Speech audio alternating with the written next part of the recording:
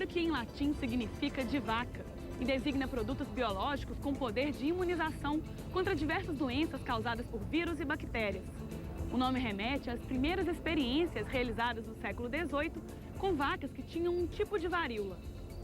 3 séculos depois, as vacinas são um grande trunfo da ciência na prevenção de muitas enfermidades.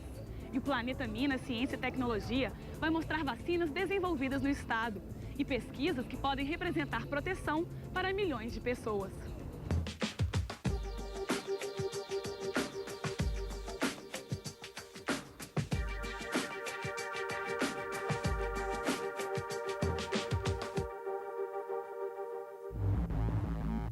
Sempre ouvimos de pais e avós: é melhor prevenir do que remediar.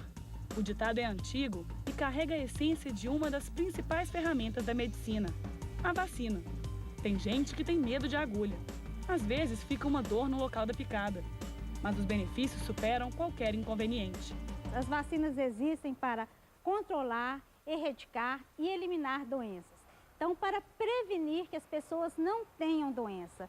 As vacinas não causam doenças como as pessoas pensam. Vacina é também sinônimo de proteção.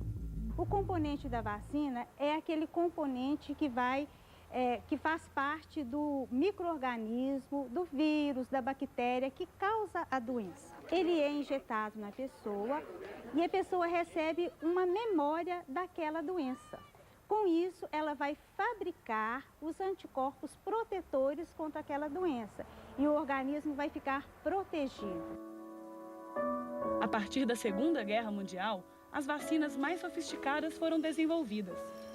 Mas muito antes desse período, cientistas conseguiram importantes vitórias contra doenças arrasadoras por meio da vacina. A primeira surgiu no fim do século XVIII contra a varíola, também conhecida como peste negra, um mal que matou mais do que as 2 grandes guerras. Hoje ela não existe mais. É o único caso de erradicação em escala global. Graças às vacinas, outras doenças estão seguindo o mesmo caminho. O sarampo, a difteria, o tétano, a coqueluche. As pessoas novas não devem lembrar o que era o poliomielite, porque a poliomielite é a paralisia infantil, aquela doença causada por vírus e que levava as pessoas a ficar com deficiência física ou até morrer. Hoje, essas doenças estão sob controle, elas não estão erradicadas, estão em processo, de um dia chegar a ser erradicadas, mas elas estão sob controle. Na década de 70, a maioria dos países adotou um programa nacional de vacinação.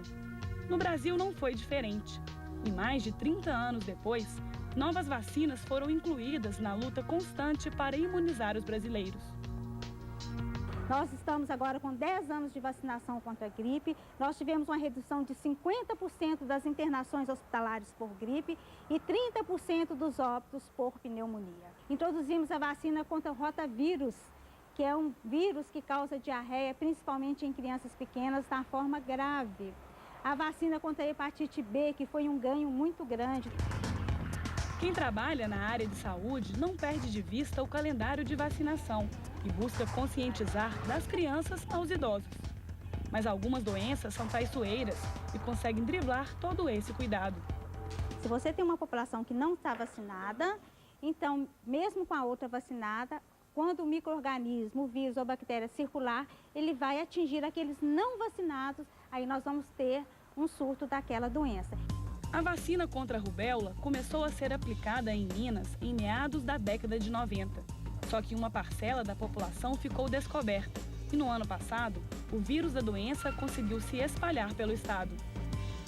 Em Belo Horizonte, o surto começou aonde? Começou dentro de uma empresa de informática, Lá as mulheres não adoeceram, mas os homens adoeceram, E a doença foi se expandindo.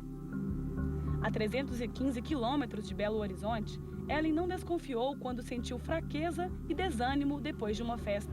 Passaram-se 7 dias e começou, assim, a aparecer um vermelhão no meu corpo. Fui ao hospital achando que era um tipo de intoxicação e a médica falou que estava aparecendo rubéola, mas perguntou se eu estava tendo febre e tal, não estava tendo, além do vermelho, não estava tendo nenhum dos sintomas. Medicou como se fosse uma alergia.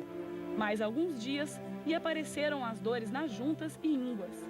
Ela fez novos exames e o diagnóstico não deixava dúvida. Era mesmo rubéola. E a gente tem pouca informação também. Depois eu fiquei sabendo que era através do ar, de uma gotícula de saliva, do espirro, né? Então é fácil, assim se torna fácil, num ônibus, num ambiente fechado. Ellen se tratou e hoje está bem, mas não foi a única a contrair a doença em sua cidade.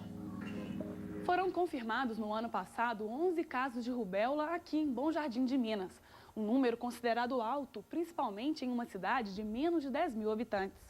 Quando ocorre um surto como esse, a vacinação tem um papel fundamental.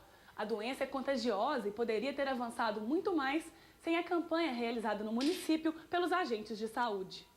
Todo mundo se mobilizou, foram divididas as tarefas, né? A investigação, a coleta de sorologia, o bloqueio vacinal principalmente foi muito difícil, porque a gente estava numa época muito difícil, que foi o final de ano, período de festas, férias, então a cidade estava muito cheia.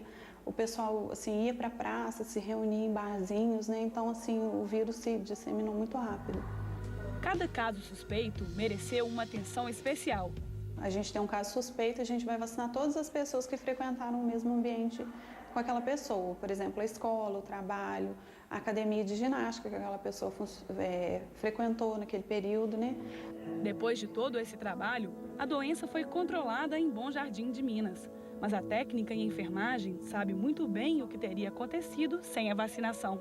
O surto teria aumentado, não teria sido só esses 11 casos, a gente teria um número muito maior, né, de pessoas com rubéola, e a gente também correria o risco, assim, das nossas gestantes, né, ter adquirido a doença e ter tido filhos com problema, né, com a síndrome da rubéola congênita.